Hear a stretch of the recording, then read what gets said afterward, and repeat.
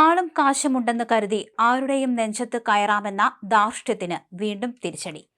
ഉത്തർപ്രദേശിലെ greater നോയിഡയിലാണ് security ജീവനക്കാരെ ക്രൂരമായി അധിക്ഷേപിക്കുകയും കയ്യേറ്റം ചെയ്യാൻ ശ്രമിക്കുകയും ചെയ്ത സംഭവത്തിൽ ഒരു യുവതി പെട്ടിരിക്കുന്നത്. ഗ്രേറ്റർ നോയിഡ വെസ്റ്റിലെ ബിബ്രാസ് പോലീസ് സ്റ്റേഷൻ പരിധിയിലുള്ള സെഞ്ചുറിയൻ പാർക്ക് ടെറസ് ഹോംസ് സൊസൈറ്റിയിലാണ് നാടകീയമായ സംഭവങ്ങൾ ഉണ്ടായത്.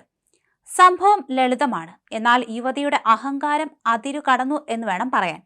ഓൺലൈനിൽ ഓർഡർ ചെയ്ത ഭക്ഷണവുമായി എത്തിയ ഡെലിവറി ബോയിയെ സുരക്ഷാ കാരണങ്ങളാൽ സൊസൈറ്റിയുടെ പ്രധാന ഗേറ്റിൽ സെക്യൂരിറ്റി ജീവനക്കാർ തടഞ്ഞു.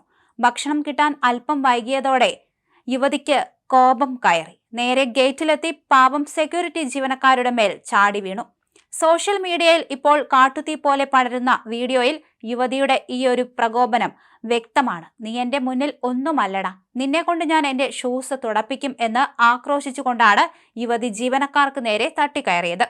കസേരയിൽ ഇരിക്കുകയായിരുന്ന ഒരു ജീവനക്കാരനെ ചവിട്ടാൻ ഓങ്ങുന്നതും തടയാൻ നോക്കിയ മറ്റൊരു ജീവനക്കാരന്റെ കയ്യിൽ അടിക്കുന്നതും ദൃശ്യങ്ങളിൽ കാണാം. പാവപ്പെട്ട ജീവനക്കാരുടെ സാമ്പത്തിക നിലയെ പരിഹസിച്ചും കായികമായി കൈകാര്യം ചെയ്യുമെന്ന് ഭീഷണിപ്പെടുത്തിയുമായിരുന്നു ഇത്തരത്തിൽ യുവതി പെരുമാറിയത്.